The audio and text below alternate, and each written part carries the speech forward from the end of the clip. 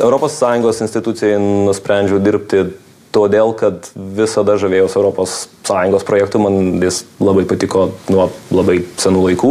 Visada norėjau tarptautinės karjeros, teko užpildyti formą internetu, teko pateikti darbo ir studijų pasiekimų įrodymus. Buvo keli egzaminai, iš tikrųjų buvo labai įdomu, nes pirmą kartą laikiau tokį egzaminą, kuris vyko didžiuliai ekspozicijų salėje, kaip Litexpo, sėdėjo gal 1000 žmonių.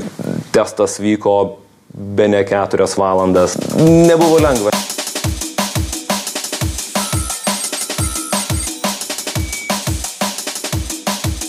Nuo tada, kai buvo įkurta Europos personalo atrankos tarnyba, ES institucijos atskirai konkursų neskelbia. Jos skelbia būtent per šitą bendrą personalo tarnybą. Ir šitą tarnybą renka darbuotojus 10 institucijų, žinomiausios būtų Europos komisija, Europos parlamentas, Europos taryba, bet taip pat ir mažesnės institucijos kaip socialinių, ekonominių reikalų komitetai ir teismai, audito rūmai. Svarbu tiesiog suprasti, kad reikalas ne tik apie Briuselį, bet taip pat apie institucijas, kurios yra Liuksemburge, Strasbūre ir praėję Europos personalo atrankos tarnybos konkursą galite dirbti, dažniausiai dirbsite Briuselį arba Liuksemburge, bet teoriškai galite bet kuriame pasaulio kampelyje. Europos personalo atrankos tarnyba rengia 3 tokius ciklus per metus. Pavasarį mes rengiame konkursus žmonėm turintiems aukštojo mokslo diplomą. Ir čia profiliai beveik kiekvienais metais būna Europos viešo administravimo profilis, tai toks pats bendriausias profilis.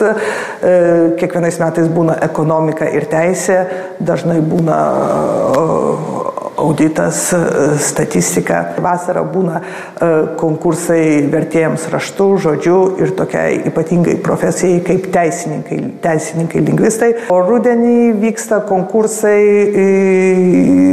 taip vadinamai asistentų pareigybei, tai yra žmonėms, kuriem neprivalomas aukšto mokslo diplomas, jo turėjimas neužkerta galimybės dalyvauti šitose konkursuose. Čia profiliai irgi dažniausiai profiliai yra projektų valdymas, finansistai, dažnai trūksta komunikatorių ir informacinių technologijų specialistų.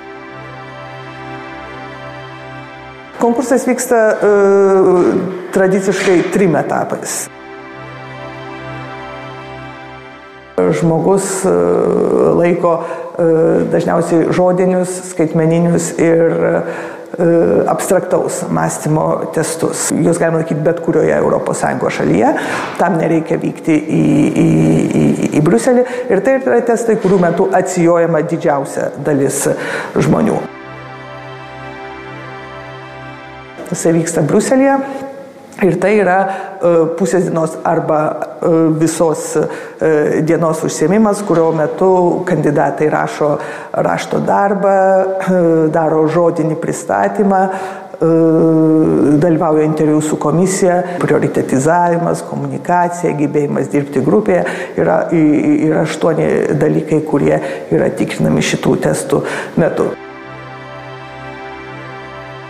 Būtent iš rezervo sąrašo institucijos jau renkasi darbuotojus. Kai kam nors ko nors trūksta, jos eina į rezervo sąrašą, pasižiūri žmonių CV, iš ten atsirenka žmonės ir tada kviečiasi jau tikram įdarbinimo pokalbiui, kuris daugelio atveju gali baigtis būtent darbo vieta.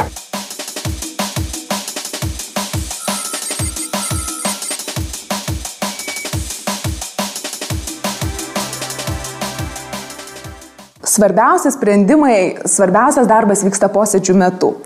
Ir kai turime posėdžius, tai darbo diena būna iš tikrųjų labai intensyvi, nes posėdis vyksta nuo pat ryto iki pat vakaro, tada dar per posėdžio pertrauką, per pietų pertrauką, prieš posėdį, po posėdžio organizuojam įvairius nedidelius susitikimus su įvairiom delegacijom, su pirmininkaujančia valstybė, su būsimom pirmininkaujančiom valstybėm. Būna posėdis ir daug posėdžiukų ir vakare jau po visų posėdžių ir posėdžiukų dar grįžti į darbą rašyti trumpą ataskaitą apie tai, kas tą dieną nutiko. Dalykų patinkančių šitame darbe tai yra labai daug. Bet šitas darbas realiai leidžia man dirbti ir susitikti su delegatais iš viso pasaulio, iš praktiškai visų žemynų. Ir tai yra labai žavu. Tai atveria labai platų pasaulio vaizdą, kokio aš iki šiol neturėjau galimybės matyti. Pati aplinka, kurioje mes dirbame, tai yra labai, sakyčiau, konkurencinga, tobulėjimą skatinanti aplinka. Tai yra iš tikrųjų žmonės turintys didelę patirtį, tai yra žmonės, iš kurių aš galiu daug mokytis jų dėrybinių įgūdžių, komunikacinių, organizacinių įgūdžių. Taip, kad realiai tu tobulėti gali kiekvieną darbo dieną vien žiūrėdamas, vien mokydamasis iš savo kolegų. Tai, kad yra galimybė keisti darbo vietą, išliekant toj pačioj institucijoje, bet keisti sritį, su kuria tu dirbi. Ir mes esame taip mokomi dirbti, kad turime būti universalūs. Galim padirbti porą metų su viena darbo grupė, bet jeigu reikia, mes galim eiti ir pavaduoti kolegą, dirbantį ir su kitais klausimais ir tą darbą irgi atlikti gerai. Iššūkiai didžiausi yra pradedant dirbti. Man vienas iš tokių iššūkių galbūt buvo dėl prancūzų kalbos. Aš atsimenu, kai atėjau dirbti į tarybą, aš stebėjausi, kaip žmonės sugeba persijungti nuo vienos kalbos prie kitos kalbos, kaip jie pasako, sakykime, 2 sakinius angliškai ir 3 sakinys jau prancūziškai. Bet dabar po kažkelių metų darbo taryboje man tai atrodo labai natūralus, labai įprastas dalykas. Ir aišku, didelis darbo tempas. Reikia su viskuo suspėti ir suspėti kokybiškai. Mes pasukome nuo žinių tikrinimo prie gebėjimų, kompetencijų tikrinimo. Reikėtų tiesiog įsivertinti savo silpnasias ir stiprasias vietas. Dauguma žmonių yra arba tokio žodinio, arba skaitmeninio polinkio. Jeigu esi labiau verbalinis žmogus, tai tada turbūt reikia pasimti matematikos vadovėlį ir pasižiūrėti kokius nors olimpinius uždavinius. Atrankos metu veikia laikas. Svarbu ne tik padaryti, svarbu padaryti per tam tikrą laiką. Jeigu žinosi, kad 3/4 yra 0,75, jau būsi kažkiek laiko išlošęs. Tikslesniems žmonėms turbūt vertėtų pasižiūrėti, apie kągi yra šitie žodinės logikos, žodinio supratimo uždaviniai ir juose šiek tiek pasitreniruoti. Yra keletas bendrų reikalavimų. Tai yra žmogus turi būti ES pilietis ir turi mokėti 2 ES kalbas. Lingvistinių profesijų atstovam reikia mokėti 3 kalbas.